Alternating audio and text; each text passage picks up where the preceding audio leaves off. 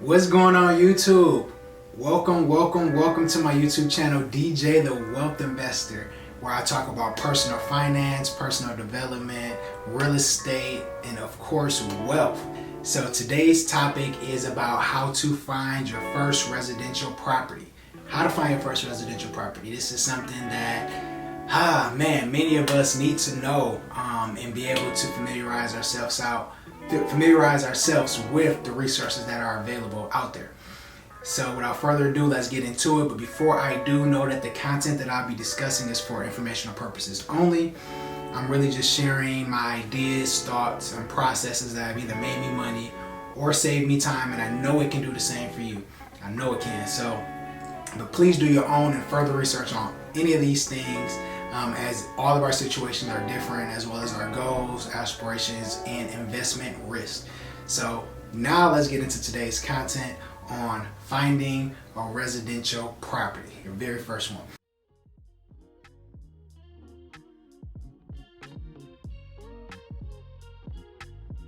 All right, so what to consider? Some things to consider will be the property details. So I created a video that goes into some back of the envelope math on how to analyze a property. Check out my video that I put somewhere in this video as a link. So check that out. Let me know what you think. But yes, getting back to today's topic, property details, you want to be able to consider the rehab costs.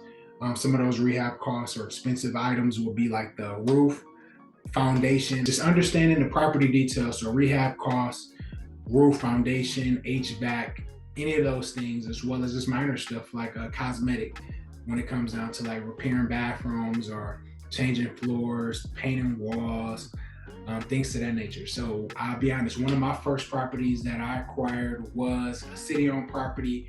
I got it for about $7,000, and I put a pretty good amount into it, about $30,000 to $40,000 into the house, and we redid everything. We redid the plumbing, the electrical, new drywall, you name it, we did it. A lot of licensing and a lot of permits we had to pull to be able to get in. There was a duplex, so I like to say that was like my introduction to real estate development. But I do highly recommend that you do a lot of research on rehab costs, or at least the property details, to understand what you're getting into before you actually acquire the property. So property details is going to be a big one. Next, I would say area details. So this is going to be like your schools, the amenities, as well as rent comparables. So you want to make sure that the property is cash flowing the way that it fits into like your goals, as well as your budget and your investment strategy. So making sure that you understand the area details is going to be major. Then you want to look at managing the investment property. So understanding the day-to-day operations, responsibilities for your real estate property is going to be big. Let me see. So just some things to consider. These are just some things to consider. These aren't necessarily even just the resources yet. But anytime I'm looking at a property, after I do like the back of the envelope math, I actually created a video that talks about how to analyze real estate deals quickly. It's just a real quick template that I put together for beginners. It's not advanced at all.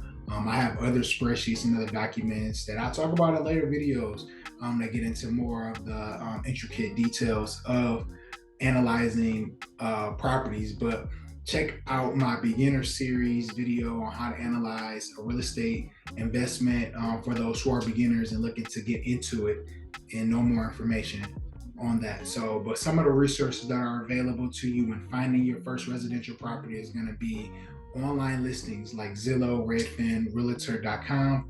Those are going to be great.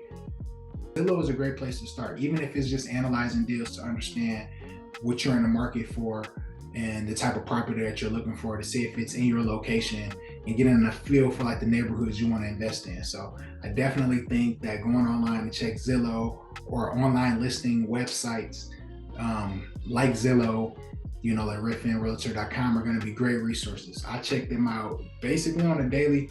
Yeah, basically on a daily, just to see what's out there and kind of see if something catches my eye. Another would be city real estate listings. So that was, remember I mentioned my very first holding property that I did was a city-owned property, which was the city's real estate listings. And they gave me a lot of details about the property. I loved I liked the location because of all of the growth that was going on in the area. So it made sense for me. But your city should have a lot of properties that are for sale. So many links out there that will basically, you'll be able to acquire properties for the low, to be honest, because the city really just wants to get those properties off their books so they can start to acquire taxes. That's really what they want. They want to be able to get the taxes for the properties, and they can't get that if they're holding a property. So they're really trying to sell those. So check out your city's listings for more of those distressed properties in your area. Another one that I use all the time is real estate agents. I have real estate agents and real estate brokers. I'm also a licensed agent myself, but in different areas around either my city and other states, I have real estate agents and brokers looking at properties for me and kind of sending me things on a weekly basis to just kind of let me know what's out there and see if there's something that I'm interested in purchasing. And once they understand my criteria as well as my risk adversity. So real estate agents is going to be crucial. They also will give you access to the MLS. So the MLS is the multiple listing services. This is basically like what all agents use to be able to advertise their properties to the masses, other real estate agents in the state, multiple states, etc. So the MLS is going to be a good one, and your real estate agent can set you up with a list that fits your criteria to come out as often as you want. I know when I first started investing in residential real estate, I would have my real estate agent send me properties on a daily basis that fit my criteria. It can be overwhelming though. It can be overwhelming because you're going to get a lot of properties, especially if your price point is pretty low, like a couple $1,000 to, let's just say, less than 100,000. You're going to get a lot of properties that fit that criteria. So you really want to make sure that you fine tune your investment profile so that way you're looking at properties that make sense to you. Another one I would say will be public records. So I was able to find a property that was bank owned and I house hacked it. It was a great investment property. The bank wanted to get it off their books. They did list it on the MLS, but I was able to analyze the numbers, and I think I did come in higher than what they were asking for, but there were probably like 10 to 15 other offers on the table.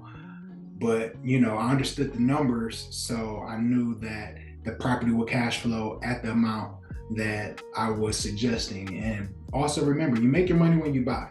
You make your money when you buy. So make sure that when you're analyzing a property that you're not looking at, okay, when I sell this property, I'm gonna make a lot of profit. No, you wanna make sure that like when you buy the property, you're buying it right.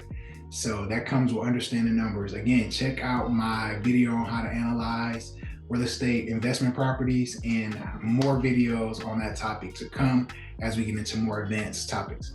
Another thing to think about will be real estate auctions. You'd be surprised how many properties are out there that are sitting with the city and are auctioned off. Do a lot of research on this. I haven't personally acquired a property just yet from a real estate auction, but I am looking into it, especially in other states, because it's a great resource to be able to acquire properties for the low and, just really be able to acquire properties, for the low. Another one I would say that is more recent will be social media. I know that this is an area that is new to many of us, and a lot of real estate agents and a lot of sellers are now going straight to social media, straight to the masses, straight to individual people who are interested in purchasing properties to sell or buy their homes. So don't discount social media, man. Please, please, please take full advantage of it, especially if you're looking to acquire your first property in a certain state. Maybe even follow like that real estate agent who's really just killing it. And there's so many of them, especially in my city, who are doing a great job at finding properties for buyers and sellers. And they may be able to give you a list of those properties that they have, or some sellers that they're talking to that haven't even hit the MLS. So that's going to be huge. A lot of the properties that I acquire are through relationships. So I have like some agents and brokers, again, that I talk to. And as soon as they find a property that fits my criteria, they send it to me. And I'm grateful for that because it doesn't go to the MLS. It's less competition. And I'm able to get in first, or one of the first people to have a look at this property and see if it's something that I'm interested in. With that, again, you have to be prepared to put the money up to purchase the property, and that comes with having all your resources in line, as well as understanding the numbers on the property, so that way you can move fast. Gotta move fast. And that comes with being ready. If you stay ready, you ain't gotta get ready, right? So that's what we're doing, and that's how we're gonna get it.